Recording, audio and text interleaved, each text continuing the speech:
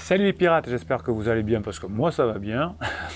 Je finis de vous préparer la formation qui sort demain sur l'écoute efficace. Écoute efficace, c'est compliqué quand votre conjoint va vous dire je t'aime plus, va vouloir parler je sais pas, de la vente de la maison, du notaire, de vous parler, alors ça je le vois et c'est très dur, de pansement. Pansement il est merveilleux, voilà ce que j'ai fait avec pansement. C'est très très très lourd et donc dans la formation qui sort demain, c'est une formation express. Je vais vous apprendre à l'écoute efficace pour à la fois ne pas fuir la situation, mais à la fois ne pas l'envenimer. Qu'est-ce qu'on répond? Et évidemment, vous savez que cette formation qui sort demain, elle va vous permettre d'utiliser l'écoute efficace aussi dans tous les domaines de votre vie. C'est pour ça que c'est sympa. Youpi loulou. Youpi loulou bono, ça ne veut rien dire, on se calme. Les formations, les 50 formations, les 55, je ne sais plus combien il y en a, elles sont en descriptif de cette vidéo. Les coachings, c'est aussi en descriptif de cette vidéo. Vous avez 4 façons de vous faire aider, de vous faire accompagner. La formule que vous préférez, c'est la formule ultra puissante, puisque vous avez un coaching d'1 heure par audio, par téléphone. Ensuite, vous avez 15 jours de suivi. Ensuite, vous avez un autre coaching audio débriefing, plus condensé évidemment, et une formation offerte. Donc, c'est normal que vous préfériez ceci. Donc, la formation sur l'écoute efficace va vous permettre de diminuer un conflit. Et on va faire justement aujourd'hui un petit point sur le conflit. Qu'est-ce que c'est le conflit pendant la crise existentielle? Eh bien, le conflit, c'est une manifestation complexe avec des exigences incompatibles, parfois même inconciliables si on ne sait pas s'y prendre. Et donc, pendant la crise existentielle de votre conjoint, si la crise vient de là, et ça on le voit plutôt pendant les coachings, eh bien, votre conjoint veut de la liberté, veut voir autre chose, veut aller voir si l'herbe est plus verte ailleurs, et vous voulez vous accrocher, vous voulez que le couple continue, qu'il soit comme avant, etc. Et votre conjoint veut peut-être continuer le couple avec vous, mais en tout cas différemment. Voilà, il exprime mal, très souvent il exprime mal, mais si vous faites ce qu'il faut, ça peut s'arranger. Donc le conflit que vous allez rencontrer pendant la crise de votre couple va être nourri finalement d'éléments, de sentiments, de contraires qui vont s'opposer. Donc ce conflit que vous allez rencontrer avec votre conjoint, que vous allez résoudre en partie par l'écoute efficace, eh bien, il va revêtir différentes formes d'opposition, on va dire. Il va y avoir des oppositions de sentiments ou d'opinions. Donc ça, c'est dans le cas de conflits de couple, voire de conflits générationnels. Avec vos enfants en crise, ça va être la même chose. On n'a pas les mêmes opinions, on n'a pas les mêmes sentiments. Donc vous avez l'impression d'aimer votre conjoint et votre conjoint a l'impression de ne plus vous aimer. Il y a aussi des conflits d'intérêts. Et ça, ce sera un peu plus tard si vous avez commis trop d'intérêts. Ça veut dire que vous aurez un conflit d'intérêts et donc l'un voudra vendre la maison, l'autre la garder, l'un voudra les enfants tout le temps, etc., etc. Donc la discorde va venir là, maintenant, de cette façon-là, un conflit de puissance. On veut être plus puissant, on veut essayer de obtenir le meilleur de la séparation. Et finalement, les deux types de conflits vont vous éloigner. Dans tout conflit, pendant la crise de votre conjoint, il y a la victime qui se sent agressée et l'auteur qui est la source de l'agression. Et dans un conflit, les deux se pensent victimes et les deux pensent que l'autre est agresseur. Voilà. Donc vous êtes agressé par la crise de votre conjoint qui vous trompe et votre conjoint se trouve agressé parce que vous voulez trop le contrôler. Vous avez une formation sur stop au contrôle. Finalement, si on arrive à pratiquer cette écoute efficace, on sortira de... Alors, ce n'est pas le triangle de Karpman, là, qui est bien connu, je vous avais fait des vidéos là-dessus, bon, tous les coachs le font, le bourreau, la victime et le sauveur. Non, là, on est dans du sérieux. Je ne dis pas que Karpman, ce n'est pas du sérieux, mais votre conjoint est persuadé que c'est vous l'agresseur, que vous ne l'avez pas aimé, que vous l'avez trompé, que vous l'avez je ne sais pas quoi, il y a 3 ans il a dit ça, et vous pensez que c'est lui ou elle qui vous agresse. Bon, finalement, peu de personnes aiment être impliquées dans un conflit, certainement pas vous, vous aimeriez que ce soit apaisé, et votre conjoint aussi vous reproche certainement que de vouloir entretenir du conflit, même si vous voulez arranger les choses, il va vous dire « tu devrais accepter le conflit, tu devrais accepter que que l'on divorce, c'est à cause de toi que ça va mal, parce que si tu acceptais qu'on divorçait, eh bien, on divorcerait. » mais que vous ne voulez pas divorcer, effectivement. Donc évidemment, si vous tenez le coup jusqu'à la fin de la crise existentielle, vous n'aurez pas besoin de divorcer. Mais comme votre conjoint est en crise et qu'il croit que c'est vous le problème et qu'il veut aller vite et vite, sentiment d'urgence, vous retrouver pansement, parce que souvent il y a pansement, eh bien on croit que c'est vous le problème, c'est vous l'agresseur, que vous l'agressez parce que vous ne voulez pas divorcer, vous ne voulez pas faire ce qu'elle veut, vous ne voulez pas faire ce qu'il veut, et donc je tape des pieds. Donc finalement, le conflit va être inévitable quand on n'a pas les mêmes enjeux. Le conflit va se générer également, il va se nourrir et générer, on va le dire comme ça, il va générer et se nourrir de colère, de haine, d'angoisse, de renoncement. Parfois, vous m'appelez en coaching et on ne se connaissait pas, et donc vous avez fait des interdits. Et vous dites, j'ai tout accepté, j'ai renoncé. J'ai accepté qu'on aille voir le notaire, que le divorce à l'amiable, etc. Donc ça veut dire que vous avez renoncé. Et bien ensuite, il va falloir renoncer au renoncement. Il va falloir expliquer que finalement vous aviez dit oui, mais que vous allez dire non, parce que ce n'est pas ce que vous vouliez, parce que vous croyez que ça allait arranger les choses. Vous avez des commentaires sous ces vidéos, c'est là que vous vous exprimez, mes pirates adorés, et vous avez un commentaire qui m'avait beaucoup plu où le pirate ou le bébé pirate avait tout accepté en tout cas chez le notaire, de donner les parts de la maison, etc. Et une fois rentré de chez le notaire, donc la personne a recommencé, la criseuse a recommencé en disant maintenant je veux l'électroménager, etc. Donc c'est sans fin. Le problème c'est pas qui veut les parts de la maison, etc. C'est qu'il nourrit son inconfort de petites victoires, mais ça ne résout rien parce que 5 minutes après, 10 minutes après, un quart d'heure après, c'est pareil. Hein, c'est comme pour des personnes qui fument. Sur le moment, ça fait du bien, mais après, on est encore en manque. Donc du coup, le renoncement va entraîner cette haine et cette colère. Alors les origines du conflit sont toujours multiples. Hein. Aujourd'hui, votre conjoint peut vous reprocher des nuisances, le bruit parce que vous fumiez, parce que vous rentrez tard, etc. Le manque de savoir-vivre, que vous avez été impoli, que vous avez été incivil, que vous l'avez manipulé, etc., etc. Donc le conflit va également entraîner des opinions différentes et finalement il va y avoir au bout d'un moment des incompatibilités de valeurs et de comportement, puisque le début du conflit qui est juste une crise, c'est-à-dire je me sens mal, on vous accuse, vous répondez mal et ça y est, c'est parti, on arrive à la fin à des incompatibilités de valeurs. La problématique du conflit que vous allez essayer de diminuer grâce aux formations en coaching et surtout grâce à l'écoute efficace est un processus uniquement émotionnel. N'essayez pas de résoudre un conflit de façon rationnelle, c'est impossible. Surtout pendant les crises existentielles, ce n'est que de l'émotionnel. Et l'émotionnel va compliquer le processus de résolution de conflit. L'émotionnel va affaiblir votre capacité à traiter rationnellement les informations. L'émotionnel va tendre à déformer vos perceptions.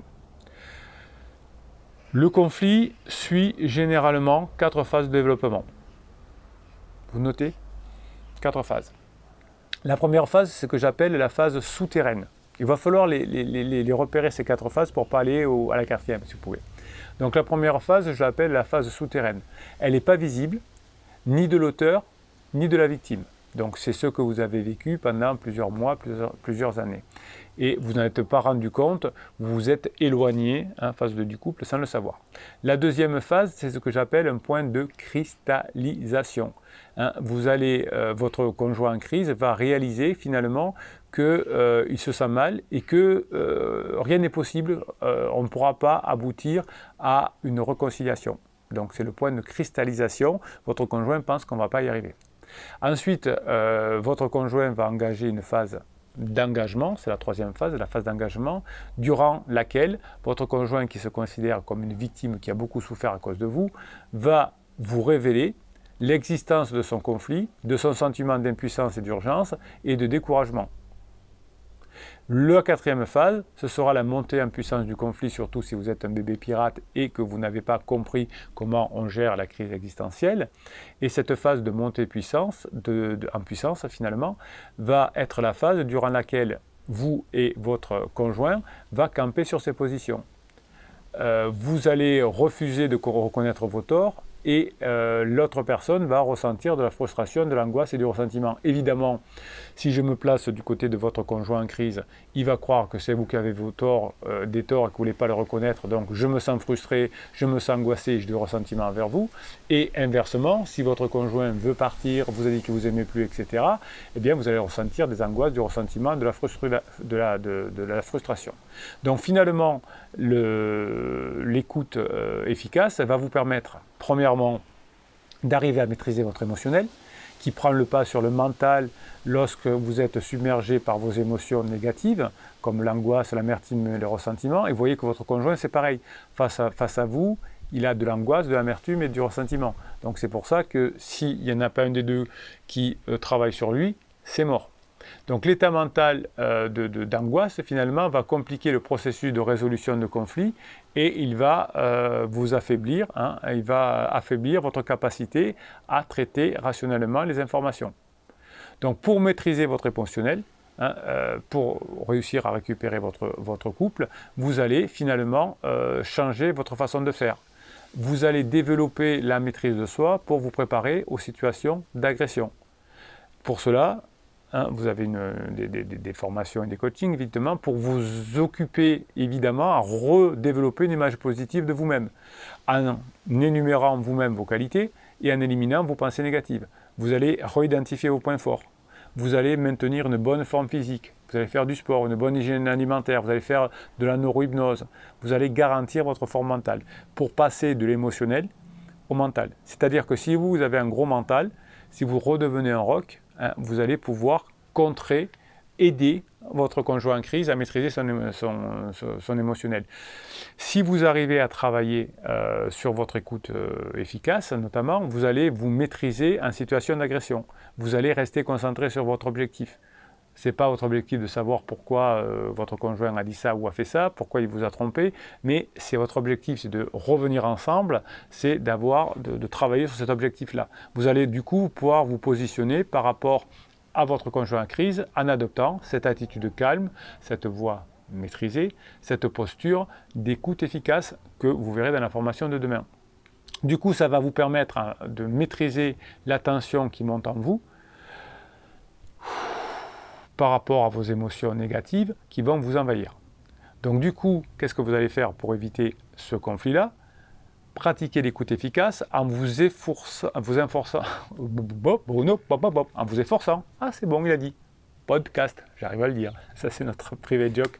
L'église est au centre du village. Ça, c'était ça, c'est les private jokes que l'on a dans notre team family pirate. Je vous expliquerai en quelques instants. Allez, j'arrête parce que vous allez croire que je le fais exprès à force. Donc vous allez vous efforcer de vous concentrer sur les faits, quelle que soit la manière dont ils vous sont présentés par votre conjoint en crise. Donc tout ce qui est blâme, vous allez laisser tomber et vous allez voir que si l'entretien se calme, vous allez pouvoir le continuer. Si l'entretien devient intenable, vous allez pouvoir raisonner différemment et raisonner notamment de manière objective. Donc vous allez, dans cette formation, comme dans toutes les formations, finalement travailler sur vos modèles mentaux, qui sont, vous allez travailler sur comment doivent fonctionner les choses et non pas comment elles devraient fonctionner.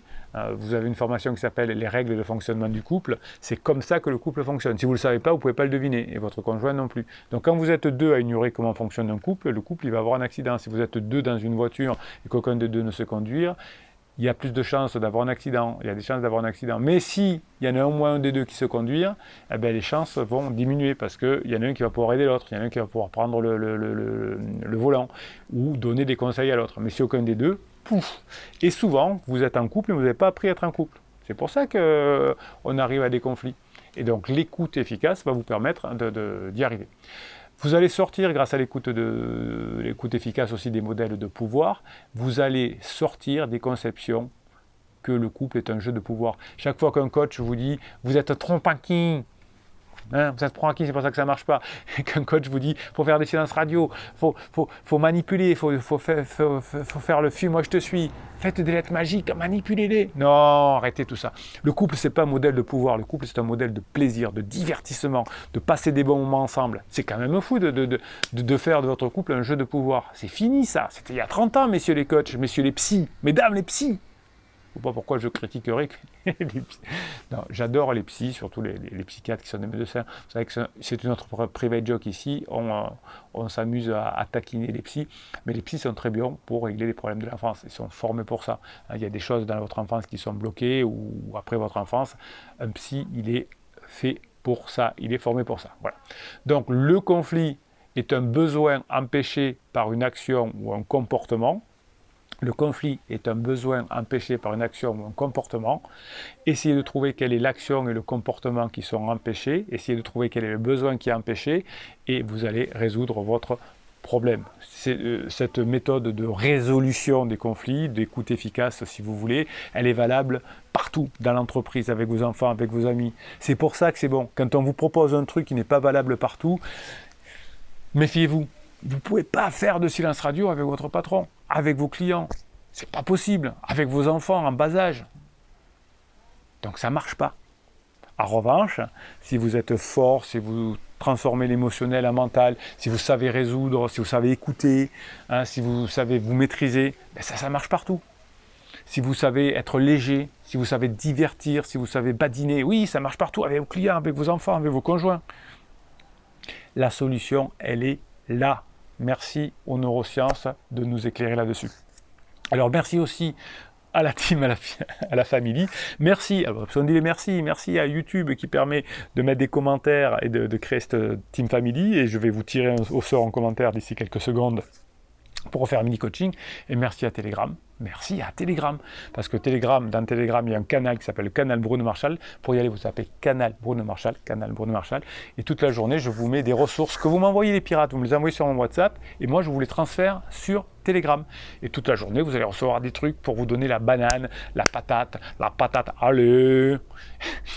Et oui, il faut, si vous voulez récupérer votre couple, il faut avoir la patate, l'énergie. Et bien sur Telegram, vous avez des trucs qui vous donnent la patate. Allez, je vous lis 2-3 Telegram et ensuite on se fait un mini coaching tiré d'un de vos commentaires que je vais découvrir en même temps que vous. Mais d'abord, allez, 2-3 trucs qui me donnent la patate. Allez, on y va. J'ai aimé, j'ai souffert, j'ai pleuré, j'ai senti le manque, j'ai fait confiance, j'ai douté, j'ai fait des erreurs, mais surtout j'ai appris, oui, pendant la crise existentielle de votre conjoint, vous allez souffrir, vous allez pleurer, vous allez sentir un manque, vous allez faire confiance, vous allez douter, vous allez faire des erreurs, des interdits, mais grâce aux formations, au coaching et à la team family des pirates, vous allez y arriver. Tout le monde ne comprendra pas votre chemin, ce n'est pas grave, vous êtes ici pour vivre votre vie, pas pour l'expliquer. Vous êtes ici pour vivre votre vie, pas pour l'expliquer. Et vous êtes ici pour apprendre effectivement comment on vit la vie. À part comme tu veux, quelle autre menace de mort utilisent les femmes? Oui, comme tu veux. Ouais, fais comme tu veux, c'est ça. Ouais, ça si votre épouse dit fais comme tu veux, attention. Chaque fois que j'essaye d'être féminine et sensuelle, j'entends des éclats de rire à l'intérieur de moi. C'est sûrement cette en jogging qui bouffe tout le temps. Ouais. Être féminine et sensuelle, ça n'empêche pas les éclats de rire. Un couple avec des éclats de rire, c'est bon ça. Lorsqu'il n'y a plus de mots, ne cherche ni à parler ni à penser à autre chose. Le silence a sa propre éloquence, parfois plus précieuse que les paroles. Quand votre conjoint est en down, silence. Juste, contacte-moi-le. En revanche, quand il est en up, allez-y, ça rigole, ça plaisante, ça badine, ça sexualise. Mais quand il est en down, souvent vous me dites mais j'ai essayé de badiner, ça ne marche pas, quand il est en ce moment il est en down. Mais ne faites pas du badinage quand la personne est en down. C'est un interdit, ça ne marche pas. Les arbres en automne nous offrent la plus belle des leçons de vie, celle de ne pas avoir peur de lâcher prise car le printemps revient toujours. Oui, ouais. Ben, des fois, même l'hiver, moi, je me dis, le printemps ne reviendra jamais, il n'y a plus de feuilles dans mon jardin. Regardez, là, on est fin septembre, il y a encore des feuilles, il y en a partout, il y a même du figuier. Ben, quand il n'y a pas de feuilles d'hiver, je me dis, mais est-ce que ça va revenir? Oui. Est-ce qu'on sort tous des crises existentielles? Oui. C'est compliqué quand même. Oui. On sort tous des crises existentielles? Oui. Et si on fait ce qu'il faut, il y a des chances que ça revienne bien ensemble. Allez, je vous tire au sort un commentaire et on en fait un mini coaching, on va se régaler.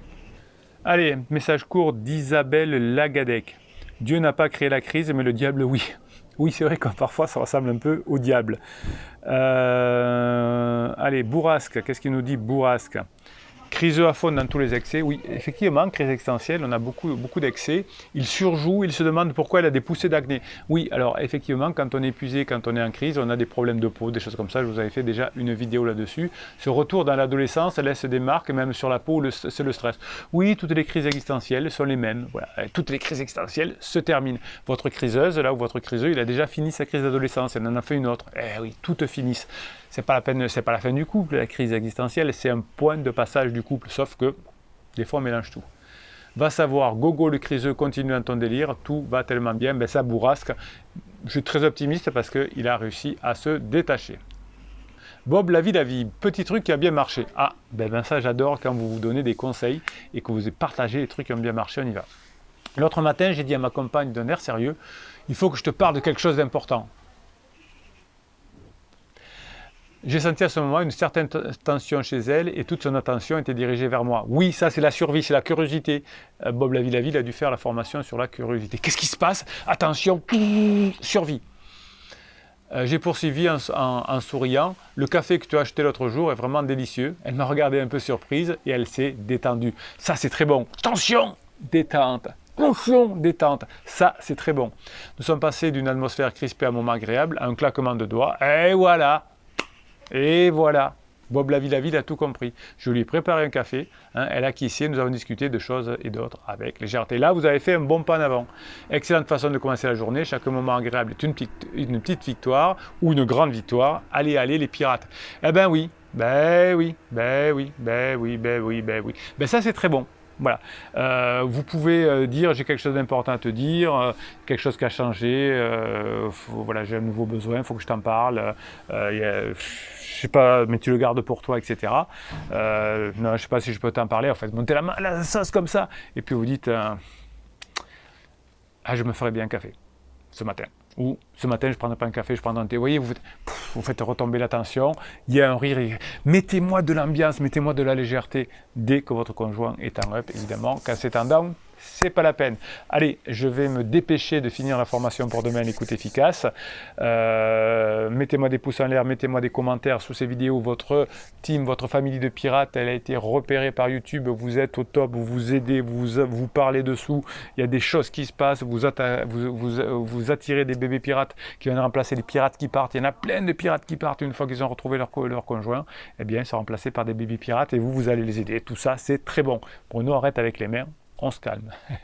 Allez, Bruno Marchal, il vous dit à demain pour la nouvelle formation qui sortira demain, par définition. Et Bruno Marchal, il vous dit passez la journée que vous maîtrisez.